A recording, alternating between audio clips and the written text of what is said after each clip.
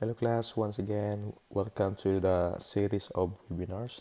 So again, this is Jason Cano, your um, lecturer or speaker for these competencies. Again, we are focusing now on promote tourism products and services. So congratulations for passing all the sessions that we discussed few years ago. So now let's proceed to the session 3 entitled Identifying Individual Customer Needs. So, um, few days ago we discussed about uh, how to develop tourism products and services knowledge. That is session 1. We are focusing in that particular area on how to develop our knowledge in terms of tourism products and services. On the session 2, we are focusing on developing our knowledge to our tourism market as abroad, the whole clients or tourists. But today, in our session 3, we will focusing on the specific customer needs. Okay, so the session 3 has 4 learning objectives. Number 1 is interpret statements made by customers. Second one, ask questions to determine requirements. Um, Learning objectives number 3, consider the buying history of the customer. And then lastly, establish buying parameters.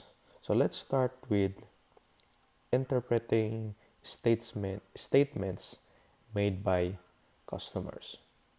So in the previous segment or section, we look at identifying different market segments. Do you still remember what do you mean by market segments?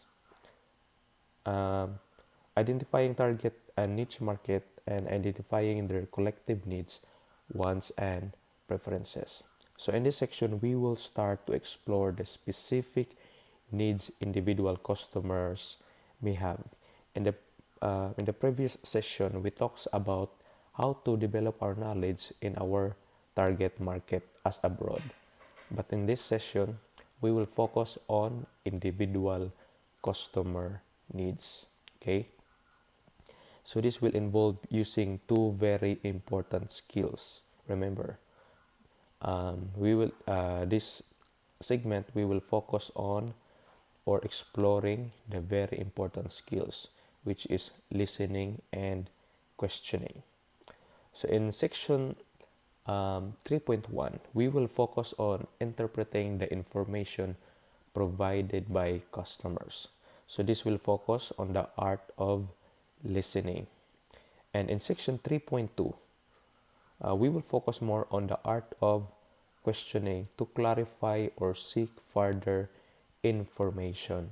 Okay, again, in this session, we'll focus on two very important skills: listening and questioning.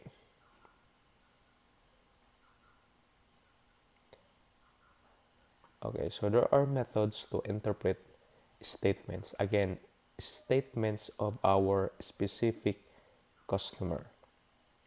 To focus of this section, we will um, look on towards listening. So there are a number of ways in which to interpret information provided by customers. So these are the methods. Number 1, listening to verbal descriptions, aspirations, and requests. Second one, paying attention to non-verbal cues that accompany verbal language. Okay? And third one, reading material supplied by the customer. The fourth one, reading between the lines. And the fifth one, applying reflective and active listening techniques. So in the first methods, it is focused on the verbal description. But in the second one, it is not just the verbal description, but also the non-verbal, which is the body language. And then the third one is reading materials, okay, supplied by the customer. And the fourth one is reading between the lines. What do you mean by between the lines? In every statement of the customers, there is a hidden meaning of it. That is why we need to interpret or analyze what really means by the customers. Okay, so let's proceed to active listening. So when engaged in active listening, you do not speak, but instead listen. You allow your body language to demonstrate interest and attention and to encourage the speaker. Okay. So these are the following examples of active listening. Number one, showing sensitivity to the talker, showing all due respect. What do you mean by that? Including not invading their personal space, not adopting a domineering posture, ensuring you indicate an appropriate of interest and attention. The second one, displaying empathy with the person speaking. So allowing your expressions to indicate concern and undertaking of what is being said. Okay. The third one, demonstrating your attention in all your nonverbal signals. Okay. Making and keeping eye contact, nodding, changing facial expressions in line with comments being made. The other one is not interrupting. So the whole intention of having asked a question is to obtain information from the customer. So when they are giving your information, allow them to pour it out. Okay.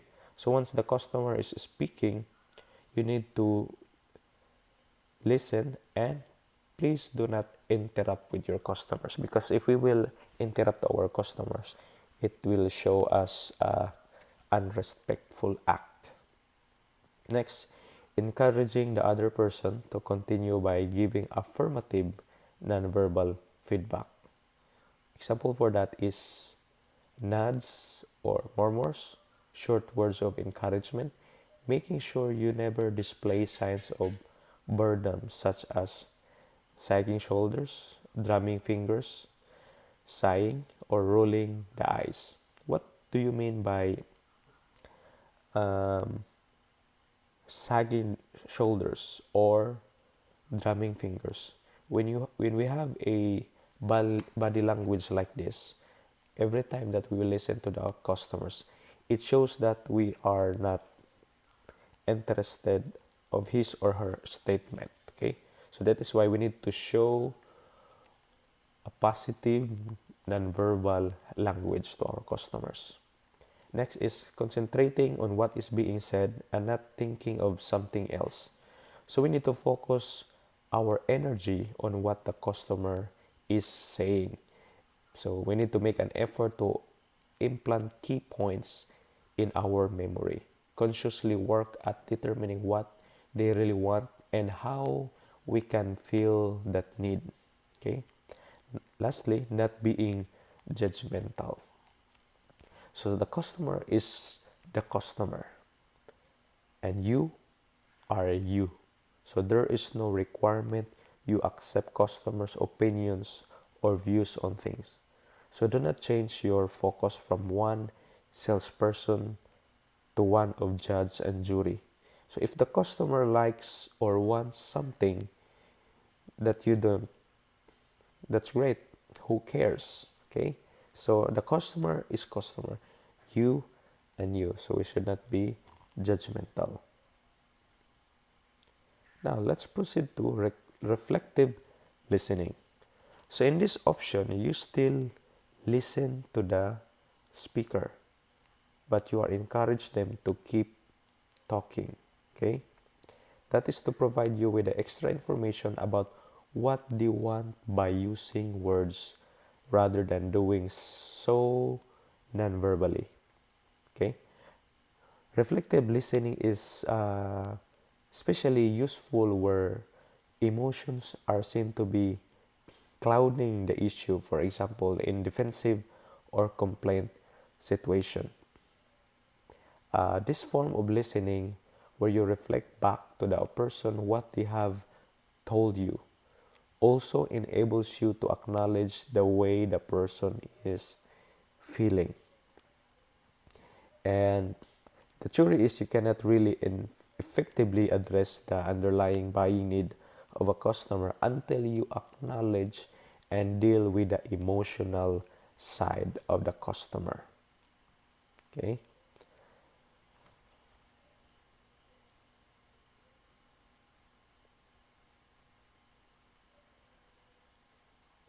So there are some requirements in reflective listening.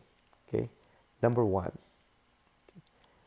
paraphrase what the speaker says.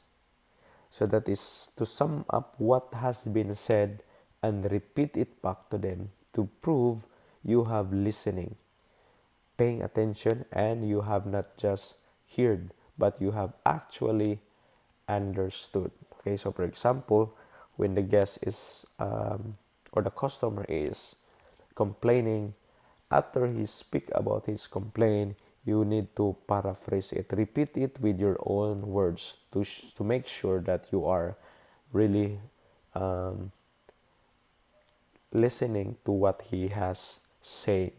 Okay. Next is read between the lines of what is actually being said. As I've said earlier, um, reading between the lines, it means that you need to understand what is the hidden meaning of this statement of the customers.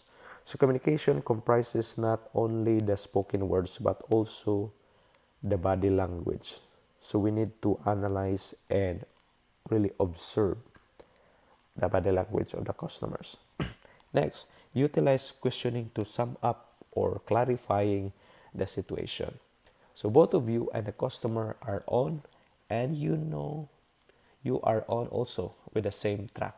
So for example, when the guest is complaining, you need to ask some questions or clarifications. Also, continue being non-judgmental. Refrain from making comments, interrupting, or forming preconceived notions about a customer. We need to remember that everyone is an individual, and judging people leads you too quickly into stereotyping people and assuming you know what they want. Okay? And lastly, continue being sensitive. So we need to demonstrate that we understand not just what we are saying, but we also appreciate the emotions and underpinning of their words. Okay, so let's proceed to negative nonverbal signals. So I encourage you in your future job, watch your customer and be on the lookout for the following signs which can indicate fairly obvious needs and demonstrate potential problems customers may be experiencing with service or the venue. Have you observed in your second year OGT if you are assigned in a particular venue or function wherein you can observe the body language of your customer? Um, there are lots of non-verbal signs that our customer has a problem. Okay, so these are the following signals. Number one is sighing. What do you mean by this? Kanami itong makadungog ka or kita nimo nga mingon ng customer og ay. Okay? Ingana ang expression. Number two is slump shoulders. So the example for this is we can see in the PowerPoint presentation uh, a gentleman in this picture who wears white long sleeve. It shows that his shoulders kanang nagdoko or murag walay energy. Okay? Murag naglakaw nga nay problema. So that is another sign that our customer has a problem. The third one is looking around anxiously. So you can observe a particular customer or guest who is looking around anxiously. Okay? murag nagitanaw-tanaw, murag way gitan-aw pero murag way gitan-aw. Okay, maglingi-lingi. The fourth one is drumming fingers on the table or desk. Okay, magduwa sa tudlo, magduk-duk-duk-duk. Okay, sample ngani. Okay. The fifth one, I rolled backwards. What do you mean by I rolled backwards? Same with this picture in the right side. This lady is doing I rolled backwards. Nga ang kalimot tao murag niabot sa ibabaw nga part or mag lihok-lihok pag kalimot tao. Okay? Last thing is looking tired, angry or frustrated or lost. So we can see this customer by looking his or her facial expression. So as a staff of a particular tourist destination or any hotel, we can easily observe that our customer has a problem by just observing their nonverbal language, okay, or body language. So it is important also the eye that we need to read our customer. We need to observe and we need to analyze. Okay? Being able to recognize and interpret non-verbal communications, which is the body language, is known as reading your customer. So just by looking to your customer, you read the specific customer, you analyze based on his or her non-verbal action. Okay, so it is very important.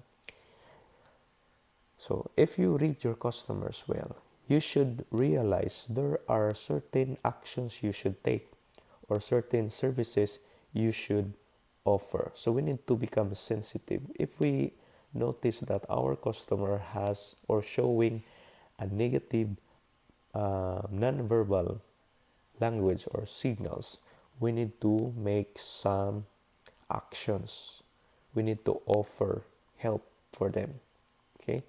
By reading your customers and interpreting their body language and anticipating their needs, you are much more likely to achieve a win-win situation. What do you mean by win-win situation? Both of you, you as a staff and the customer, both of you are winning. It means that both of you receive same positive result, okay, or a situation. So it is a situation where the customer wins by being able to purchase what they really want or need, and you also as a staff wins by making a sale. Okay, and you should start to analyze your customers on a regular basis. Okay, you will not always get this right either, but an intelligent analysis of what you see and hear can be very useful. So you can start to read your customer by following this. Okay, number one, noting how they walk, talk, and act. So we need to really observe our customer, the way they walk, talk, and act. Next is by looking at their facial expression. So we can read our customer if he has a problem just by looking their facial expressions. Third one, identifying their general demeanor or air. What do you mean by this demeanor? Dili ni ko na, demeanor. It means that the synonyms for this is the attitude or the character. We need to read the general character or attitude of a specific customers. So by reading or by doing that, we can easily offer help or provide what he or she needs during his or her visit in a particular tourist destinations. Also gauging their age. We need to analyze, we need to predict the age of a particular customers. Okay.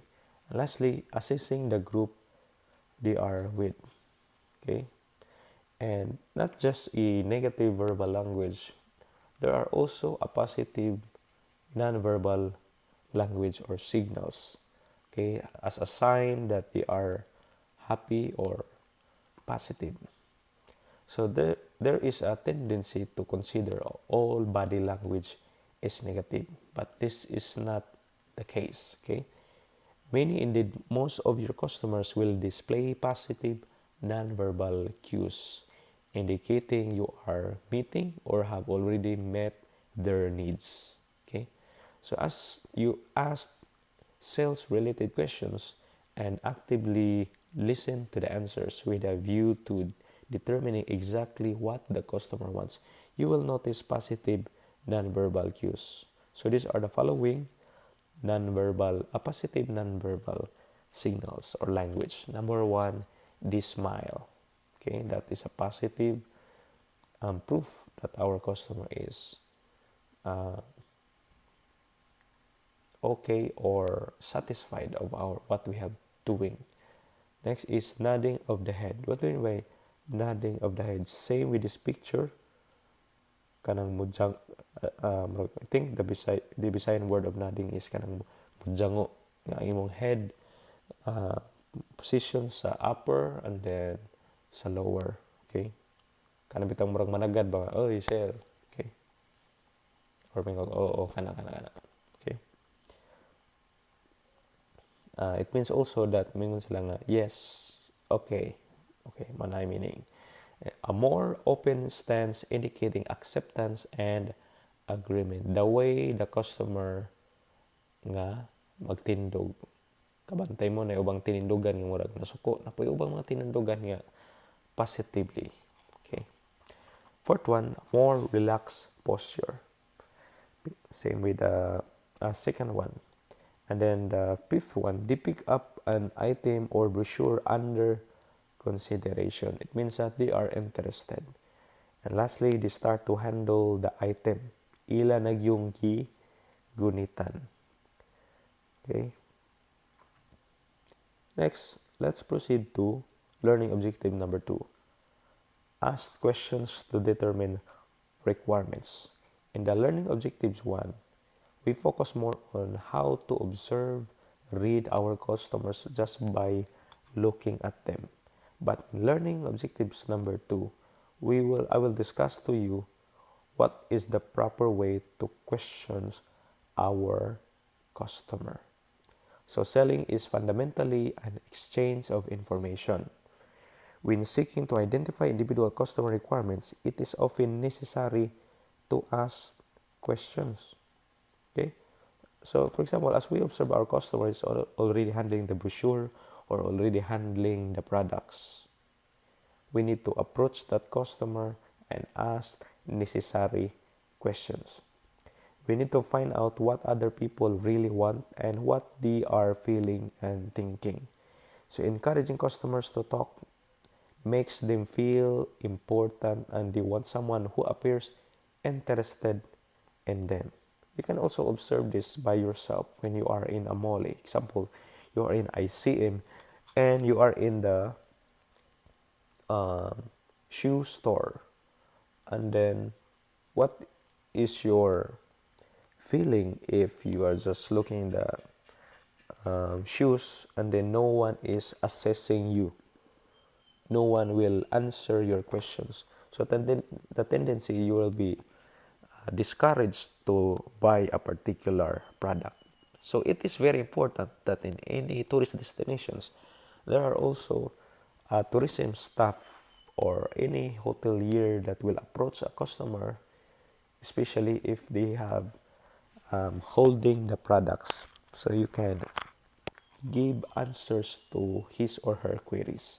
So it is very important. You need to remember that.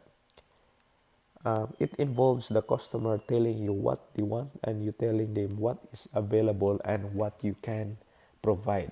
Just for example, in a shop where they sell a t-shirt, they are only displaying a display t-shirt, but some of the sizes is stored in other place.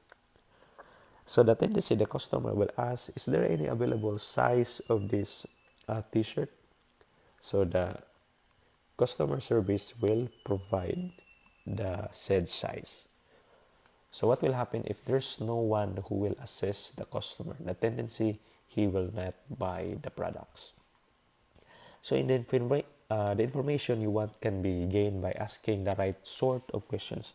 Asking open questions at the beginning of a conversation will get you a large amount of information. And as you get towards to the end of the transaction, ask mainly closed question to finalize the arrangement. So there are two kinds of questioning, the open-ended and the closed-ended questions that we will discuss later on.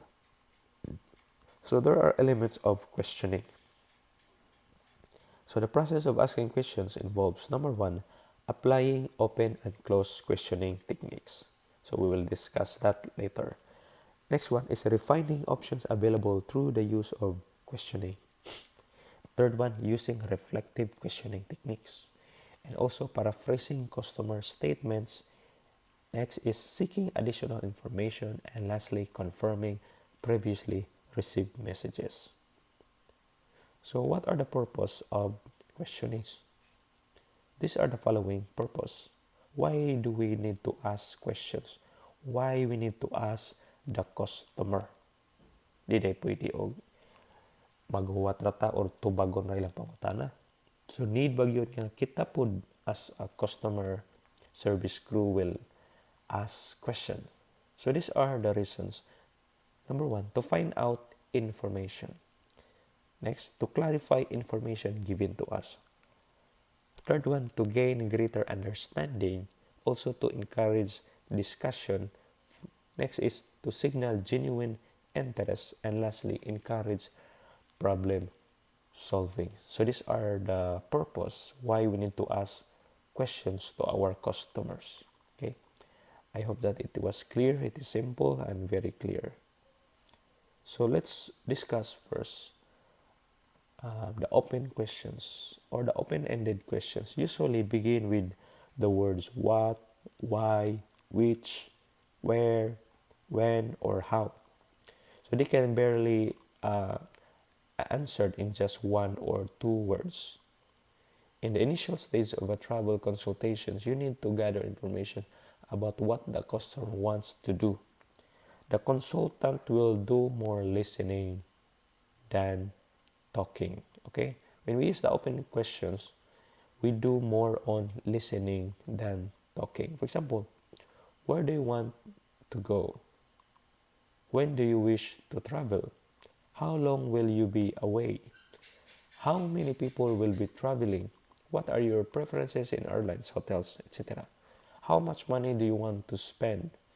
What do you want to do with your when you get there? Why is the trip being taken? Do you have any special requirements? So these are the examples of open questions. It can seem like an interrogation. You could start with, tell me what you have in mind. Okay, not exactly a question, but it should give you detailed information. A good follow-up question would be, what else would you like to do? Like what we all practice before, after we provide a service to the guest, we need to ask, is there anything else you need, sir? Okay. So if this does not elicit enough information, you may need to ask some open questions similar to the above. Okay. Take notes while they are telling you what they are looking for in a holiday. Once they have finished, you can summarize what they have said. So for example, so what you are telling me is blah blah blah blah. So this will make sure you are both on the same track and can save time later. So it is very important as a hotelier, every time that the guest will give you what he or she wants, you need to clarify it before you will uh, do what he or she is requesting, so that it will avoid problem in the future. Okay, for example, na isugo, gusto ko mo na, and then you will give a wrong item. So the tendency, the guest will complain or the customer will complain. Nganong kani man imong gihatag, di man imong giingon. So we need to have a clarification before we do an action. So we also have close question or close-ended questions. A close question usually gets a yes or no answer. There will be an option or a very short answer. Usually start with do, can, is, or are. You generally ask close questions at the end of your consultation when you are summarizing the consultation or closing the sale. If you, it may also be required for specific information. Again, the pattern, if we will ask question, we need to use first the open-ended question. We open up a topic or idea that is very broad so that we can have a lot of time to listen to our customers. And then after the customer talks all his or her requests, we need to use the close-ended questions before we will close our conversation to the customer. So these are the examples. Can I go ahead and make the booking for you? Okay, diba? It will answer these questions either yes or no. Next is, will you pay my check or credit card? Okay. Next, is this what you had in mind? Next, are you a frequent flyer? So these following questions will barely answer with a short answer, mostly yes or no, or you will give some options. When closed questions are asked too early, a customer is cut off from providing information relevant to their needs. That is why it is very important that when we have a conversation with a customer, we need to use first the open-ended questions. Because if we will do first the close-ended question, we hinder the customer to show or to give freedom of his or her choice, okay, or idea. It also means that the consultant may be making assumptions which may later prove incorrect, okay. So it is very important that we need to clarify first before using the close-ended questions. Before launching into a product suggestions, it is good idea for the consultant to summarize what the consultant considers to be the needs of the customer as well as other relevant information. So with your customer's needs in mind, you then go about choosing the product that best suit their requirements while at the same time earning you the maximum amount of revenue. So you will suggest, sir, I suggest based on your statement, this is the most appropriate products for you. Okay, that is the example. So you can do this by offering preferred products, which are products sold by principals and suppliers that pay above the standard commission rate. So you can also sell extra services such as transfers from airports to hotels, day tours, and travel insurance. By doing this, it can also increases the profit of the business that you are working with.